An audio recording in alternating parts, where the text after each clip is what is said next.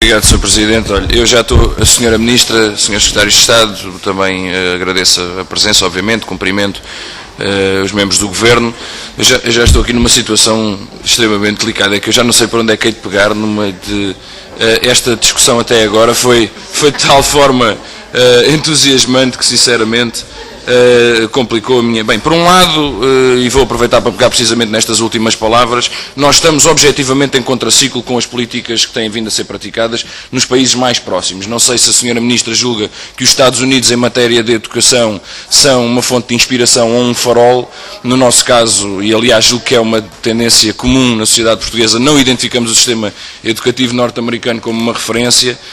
E aqui na Europa vemos precisamente o contrário. Países que optaram pela política de concentração estão neste momento já a optar pela desconcentração, nomeadamente Noruega, Suécia e aqui a nossa vizinha Espanha, por exemplo. Mas, Sra. Ministra, deixou-nos aqui outras notas que são de veras preocupantes. Então o Ministério da Educação andou à socapa a estudar e tem uma perspectiva e uma estratégia profundíssima, profundamente estudada, mas é segredo.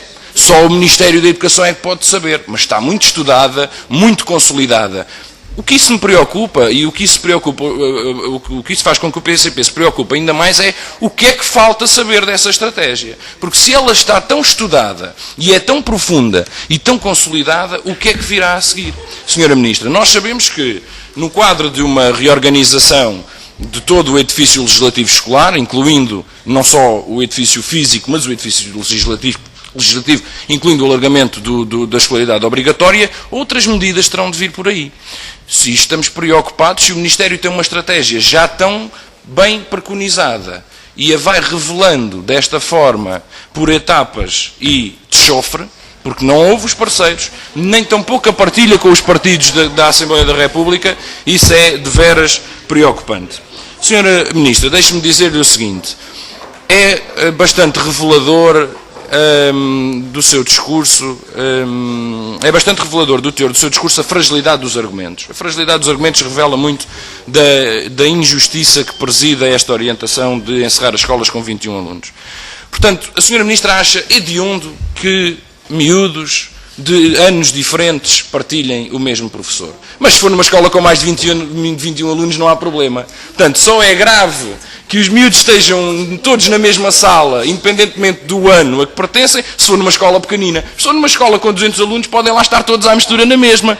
Porque, repare, não altera esta resolução do Conselho de Ministros e estas medidas não alteram em nada a lei que continua a permitir que as turmas nas escolas primárias, nas escolas de primeiro ciclo, continuem a ter mais do que um ano de escolaridade. Porque se essa fosse a verdadeira intenção do Ministério, o Ministério tinha impedido que isso continuasse a realizar. Mas não. Só passa a ser proibido ter menos de 21 alunos. Sra. Ministra, não tem nada a ver com a organização das crianças por escola e a Sra. Ministra sabe isso muito bem. Mas há mais fragilidade neste discurso. Então, há 2 anos atrás o número 10 era o número sagrado. O número 10 era o número abaixo do qual a qualidade do ensino e o sucesso estavam sacrificados e abaixo do qual era impossível garantir a viabilidade da escola pública. E agora surge magicamente o número 21. E agora é o número 21 que afinal não garante de forma alguma. Ora, esta inconstância também demonstra bem que esta estratégia de ir até às 21 já estava bem definida. Aliás, o PCP denunciou porque estavam escolas a encerrar com 18 e com 19 alunos, quando o Governo usava o 10. Mas isso também prova que o Governo quis mitigar os impactos desta política negativa junto das populações, mas mitigar disfarçando e não sendo frontal. Quis mitigar disfarçando que a sua verdadeira estratégia é de encerrar 4.500 escolas, independentemente do seu sucesso, da qualidade do seu projeto educativo, da ligação que têm à comunidade e da importância que têm para a fixação da população no litoral. No interior e nas áreas rurais mais desertificadas do país. Sra. Ministra, deixe-me que lhe diga, mais vale pôr uma placa no interior do país dizendo encerrado e dizer às pessoas para virem todas para Lisboa e para o Porto. Poupa um balúrdio, Sra. Ministra. Poupará um balúrdio aglomerando as pessoas nos centros urbanos e sejam frontais e digam que estas medidas são meramente economicistas e visam no essencial destruir e desmantelar a escola pública no seu conjunto e essencialmente concentrar a população nas zonas urbanas. Os efeitos, Sr. Ministro, estarão à vista a breve prazo. Mais concentração, nada nos garante que não aumentará o número de alunos por turma, menos professores e menos funcionários, que é um ponto que julgamos que neste momento, particularmente, em que o país precisa de investimento público, e precisa de investimento público também na educação e nos recursos humanos da educação, o Governo opta precisamente pelo oposto, pelo desinvestimento, pela criação de mais desemprego ao invés da criação de mais postos de trabalho, despedindo ou garantindo que não cresce o número de professores e auxiliares e outros funcionários. E, Sra. Ministra, aquilo que lhe pergunto é qual é